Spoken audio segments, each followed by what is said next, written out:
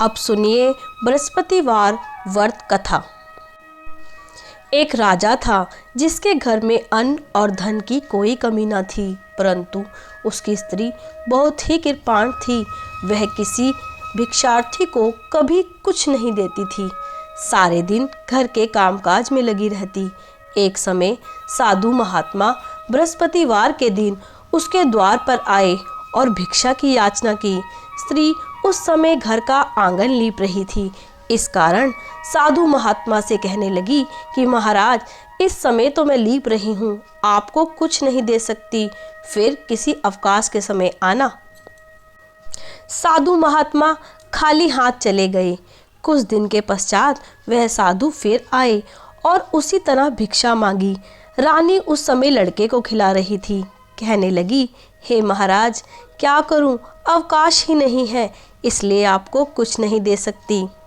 तीसरी बार महात्मा आए तो भी उसी तरह उनको टालना चाहा, परंतु महात्मा कहने लगे कि यदि तुमको बिल्कुल अवकाश हो जाए तब तो तुम मुझको भिक्षा दोगी। रानी कहने लगी, हाँ हाँ महाराज, यदि ऐसा हो जाए तो बहुत ही कृपा होगी। साधु महात्मा कहने लगे कि अच्छा, मैं तुमको एक उपाय बताता हूँ। बृहस्पतिवार को दिन चढ़ते ही उठो, सारे घर में झाड़ू आदि लगाकर कूड़ा एक तरफ इकट्ठा करके रख दो, घर में चौका मत लगाओ। फिर स्नान आदि करके घर वालों को कह दो कि वह हजामत आदि अवश्य बनवाएं। रसोई बनाकर चूल्हे के पीछे रख दो, सामने कभी मत रखना। सायंकाल को बहुत अंधेरा होने के पश्चात दीपक जलाया करो तथा बृहस्पतिवार को पीले वस्त्र कभी मत धारण करो, ना ही पीले रंग की कोई चीज भोजन के रूप में बनाओ। यदि ऐसा करोगी तो तुमको घर का कोई काम नहीं करना पड़ेगा। रानी ने ऐसा ही किया। बृहस्पतिवार को खूब दिन चढ़ने पर उठी, झाड़ू आदि लगाकर कूड़े को एक तरफ इकट्ठा करके रख दिया। पुरुषों ने भी हजामत आदि बनवाई। भोजन बनाने के पश्चात चूल्हे के पीछे रख दिया और उसके पश्चात वह बृहस्पतिवार को ऐसा ही करनी रही। अब कुछ दिनों के बाद उसके घर में खाने तक को दाना भी ना रहा और भोजन के लिए दोनों समय तरसने लगे। राजा रानी से कहने लगा कि रानी, तुम यहाँ रहो, मैं दूसरे देश जाऊँ, क्योंकि यहाँ पर मुझे सभी मनुष्य जानते हैं, इसलिए कोई कार्य भी नहीं कर सकता। देश चोरी परदेश भीख बराबर है। ऐसा कहकर राजा परदेश चला गया। वहाँ जंगल में जाता और लकड़ी काट कर लाता तथा शहर में बेचता। इस प्रकार जीवन व्यतीत करने लगा। राजा के घर रानी और दासी दुखी रहने लगी। किसी दिन भोजन मिलता तो किसी दिन नहीं पीकर रह जाती। एक बार जब रानी और दासी को 7 रोज बिना भोजन के व्यतीत करते हुए हो गए तो रानी अपनी दासी से कहा, हे दासी, यहाँ पास के नगर में मेरी बहन रहती है, वह बड़ी ही धनवान है, इस कारण तू उसके पास जा और वहाँ से 5 सेर बेझर ला, जिससे कुछ समय के लिए गुजर बसर हो जाएगी। इस प्रकार रानी की आज्ञा मानकर दासी उसकी बहन के पास पहुंची। उस समय रानी की बहन पूजा कर रही थी, क्योंकि उस रोज बृहस्पतिवार था। जब दासी ने रानी की बहन को देखा तो वह बोली, हे रानी, मुझे तुम्हारी बहन ने भेजा है, मेरे लिए 5 सेर बेझर दे दो। इस प्रकार दासी ने कई बार कहा, परंतु रानी ने कुछ उत्तर ना दिया, क्योंकि वह बृहस्पतिवार का व्रत कर रही थी।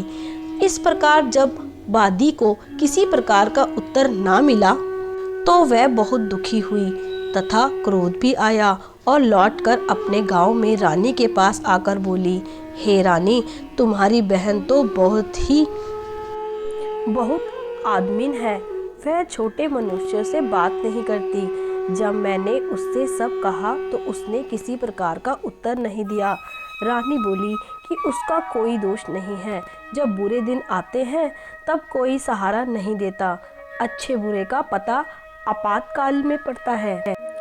जैसी ईश्वर की इच्छा होगी वह होगा, यह सब हमारे भाग्य का दोष है। उधर उस रानी ने देखा कि मेरी बहन की दासी आई थी, परंतु मैं उससे बोल नहीं पाई। इससे वह बहुत दुखी हुई। यह सोचकर, कहानी को सुनकर और विष्णु भगवान का पूजन समाप्त कर वह अपनी बहन के घर चल दी और जाकर अपनी बहन से कहने लगी, हे बहन, मैं बृहस्पतिवार का व्रत कर रही थी, तुम्हारी दासी आई, परंतु जब तक कथा होती है तब तक ना उठते हैं ना बोलते हैं, इसलिए मैं ना बोली। दासी क्यों गई थी? रानी बोली, बहन, हमारे घर अनाज नहीं था, वैसे तुमसे कोई बात छिपी नहीं है, इस कारण मैंने दासी को तुम्हारे पास 5 सेर बेझर लेने को भेजा था।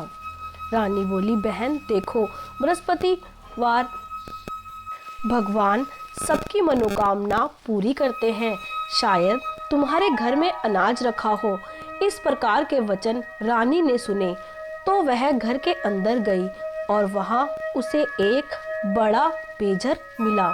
वह रानी और बाधी प्रसन्न हुई और दासी कहने लगी, हे रानी देखो, वैसे ही हमको भोजन नहीं मिलता, इसलिए हम आज ही व्रत करते हैं।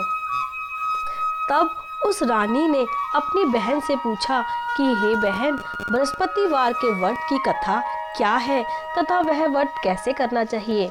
रानी की बहन ने कहा कि हे बहन, गुरुवार के दिन गुरु के व्रत में चने की दाल मुनक्के से विष्णु भगवान का केले की जड़ में पूजन करे तथा दीपक जलावे, पीला भोजन करे तथा कहानी सुने।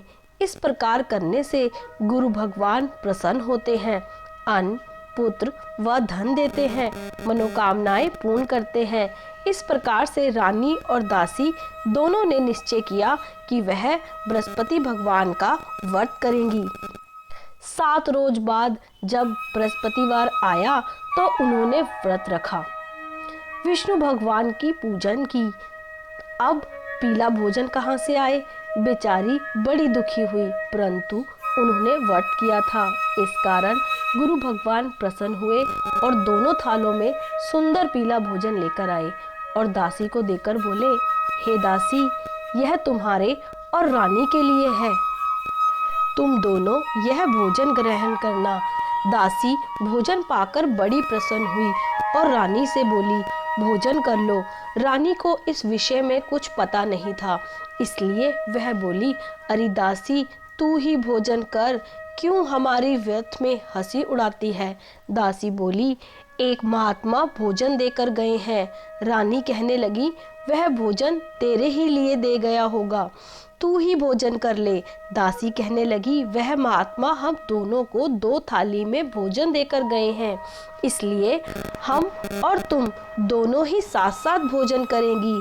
इस प्रकार रानी और बादी दोनों ने गुरु भगवान को नमस्कार कर भोजन प्रारंभ किया तथा वह प्रत्येक बृहस्पतिवार को गुरु भगवान का व्रत व विष्णु भगवान की पूजा करने लगी। बृहस्पति भगवान की कृपा से रानी और दासी के पास फिर से काफी धन हो गया। बृहस्पति भगवान ने जैसे रानी को फिर से धान्य दिया, उसी प्रकार सभी को देवे, सुनने वालों को और कहने वाले को, सभी की मनोकामनाएं पूर्ण करें। बोलो जय बृहस्पति भगवान।